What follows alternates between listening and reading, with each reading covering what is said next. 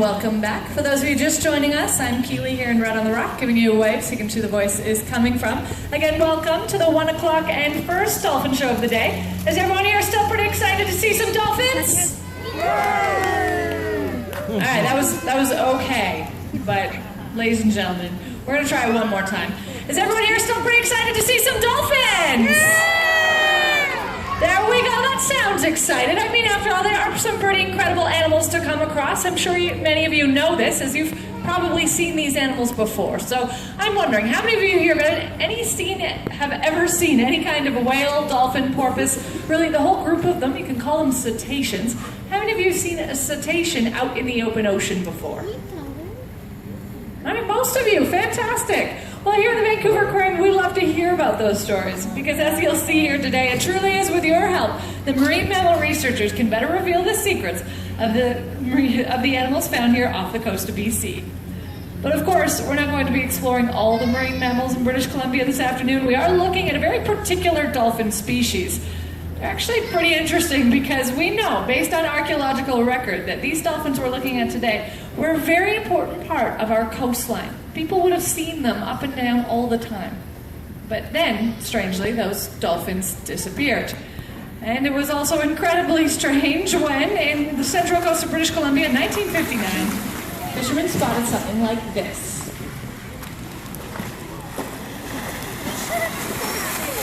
It was the first sighting of these dolphins in quite some time, and it was a little tricky because, as you can see, they move pretty fast for those early fishermen to identify exactly what they were looking at, but they were able to confirm that those dolphins were Pacific white-sided dolphins. The species that had been here disappeared and looked as if they were coming back. Certainly pretty exciting, and also very exciting that we have the opportunity to get a closer look at this incredible species here today. After all, the two dolphins here on site at the Vancouver Aquarium really help connect and engage people just like you on key ocean issues like marine debris and overfishing. And they're able to help us do all that with the help of their trainer, who's joined us here on the dock today. We've got Charlotte. Hello, Charlotte. And then, of course, there are two beautiful dolphins. But if you keep your eyes in the center, you'll see the beautiful and noisy Helen. She's the older of the two dolphins in her mid-20s, and this is Hannah. She's the younger. She is about 20 years old, and both of these dolphins have an incredible story of rescue and survival. It's a story that Charlotte here knows pretty well, so Charlotte, maybe you can tell us more about that. I sure can, Keely. Both of our dolphins are what we refer to as rescued and rehabilitated animals. They were both found accidentally entangled in fixed fishing nets off the coast of Japan, where they were brought to a rehabilitation facility and deemed non-releasable. But luckily, we've been able to provide them with a permanent home here at the Wild Coast. As Keely mentioned, working with me today are the beautiful Helen and Hannah.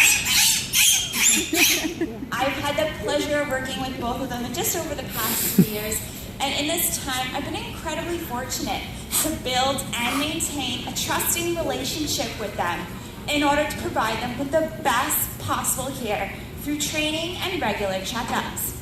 Everything that we learn through Helen and Hannah's healthcare is used to help researchers and veterinarians to gain a better understanding of these mysterious dolphins. In fact, every day that we spend with them reveals more information about their species as well as their individual personalities, which, believe it or not, are just as different as you and I. But most of all, Helen and Hannah remind us every day that we still have a lot to learn about cetaceans. Back to you, Keely. Thanks, Charlotte. Some of the things that we have, however, learned about these dolphins over the years is that they can be found all across the North Pacific Ocean, from the north coast of Mexico up to Alaska and over to Japan and Russia. And because of that wide range, some of you here have perhaps seen these dolphins before, so I'm curious, how many of you have seen a Pacific white-sided dolphin before? All right, a few of you, fantastic. Well, you might be surprised that not more of us have seen these dolphins when I've said that they've come back to our shorelines and people are seeing them, but sightings have been pretty few and far between over the past 5 or 10 years. It's only been in the past 13 months or so that we've had some of those bigger sightings that you might even spot from the BC ferries. So you never know, you might come across them. And if you do, we just ask that you let us here at Vancouver Aquarium know as part of our research and conservation program called the BC Cetacean Sightings Network. at the website wildwhales.org. You can tell us when, where, and how many of these acrobatic animals you came across. In fact, it was people like you calling us up with what they'd spotted that we became aware of an injured harbor porpoise off the west coast of Vancouver Island in March of last year. This animal came to be known as Levi. He was an adult porpoise, and he came to the Vancouver Aquarium's Marine Mammal Rescue Center for extensive rehabilitation.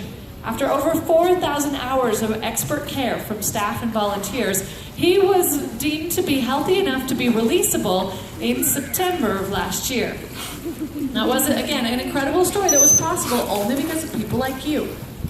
So you might be thinking to yourself, okay, let's say I do take a BC ferry. Let's say I do see some kind of cetacean. But how do I know what it is I'm looking at?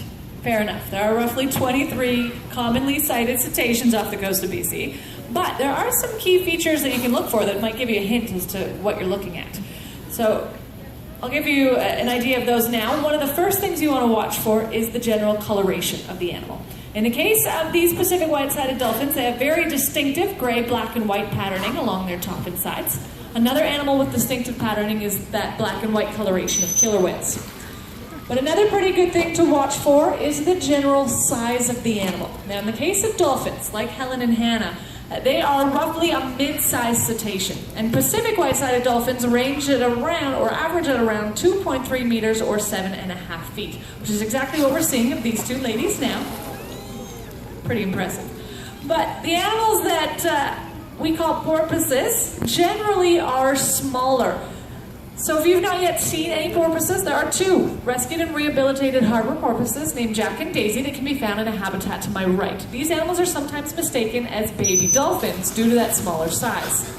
And then the animals we often call whales, well, they tend to be pretty large. So how many of you have seen a killer whale before? A number of you. Yeah, you know they're big. They can get to be about the size of a school bus. And again, these dolphins are smaller, kind of mid-sized. So that gives you a little bit of a hint. But for a lot of cetaceans off the coast of BC, one of the best things to watch for is that fin on their back. It's called a dorsal fin. I'm going to encourage you to try and take a picture of Helen's dorsal fin now. Excellent. How many of you figure you got a good dorsal fin picture? Anyone? Yeah, it's a little challenging, isn't it? But yeah, that's exactly what researchers out in the field try and do every single year. They try and get that perfect photograph where they see the dorsal fin of the animal. Why? Because it's distinct, it's unique, like a fingerprint. If you take a look at Helen and Hannah's dorsal fins, you'll notice some differences. Helen, who's closer to myself, her dorsal fin is quite curved, has a pointed tip. Hannah, closer to Charlotte, has more triangular fin like a shark. This is part of the way that we track populations and individuals, get a sense of where they're hanging out, where they're going, gives us some really valuable information that helps us better protect this species. So now you might be thinking, okay, let's say I do come across these animals. I probably want to get really close to them to take a good picture of their dorsal fin and send it into wildwhales.org, right? Well, not so fast, because it is important to know that it is mandatory to maintain a distance of 100 meters or 400 feet away from these animals. That's about 10 times the length of the dock here. But don't worry, even from far away, it's still possible to identify these dolphins as they are considered to be one of the most acrobatic species in the world. Helen did a great job of demonstrating that. But it's not just that they're acrobatic, they're also very noisy. A lot of people will hear them before they see them. Some of the sounds you might hear are a bit like this.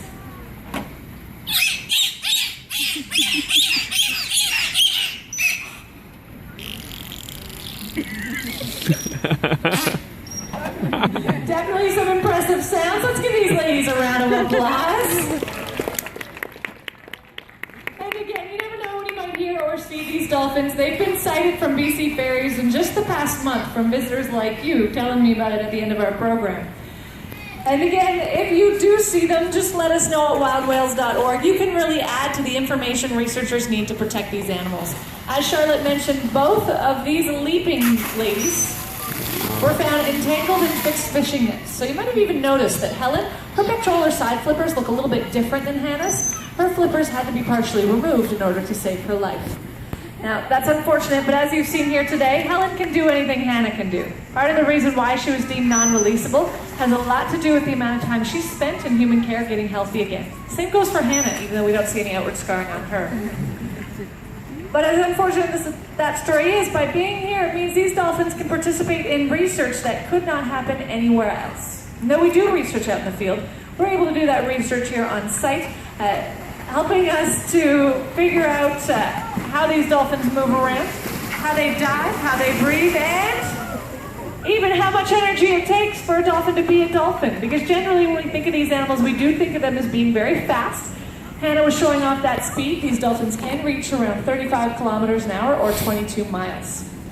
So how much food or fuel do these dolphins need to keep going that quickly? Well, we actually answered that question by asking these dolphins to do, of all things, to stay still, which for about 10 minutes at a time, which for these two dolphins is actually saying something.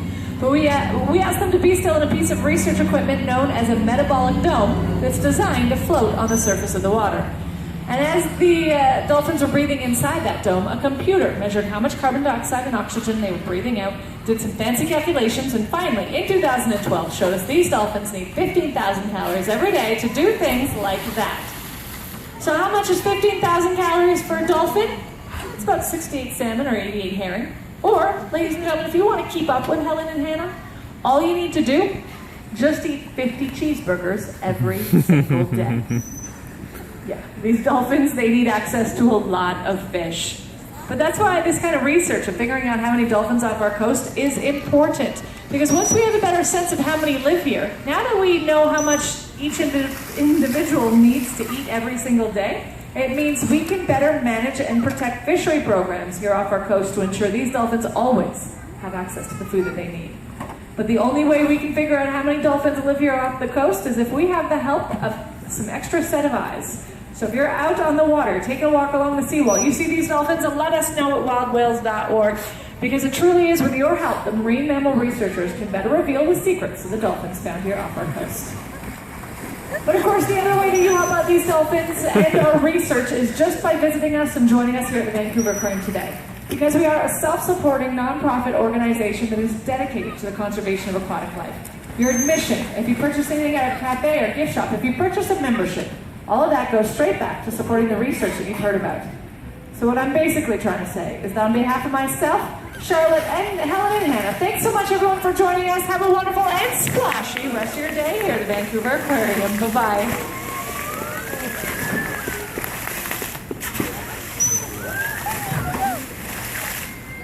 So once again, thanks so much everyone for joining us. If you do have any further questions, please come on over and ask me again. I'm Keely. I'll be making my way underneath this green tent and walking around the habitat in just a moment's time. But if you're curious about any other shows and programs today, there will be a 2 o'clock beluga show happening in the Canada's Arctic habitat just behind me. And again, that's a beluga show at 2 o'clock. Thanks so much everyone for joining us this afternoon. Have a fantastic rest of your visit at Vancouver Aquarium. Bye-bye.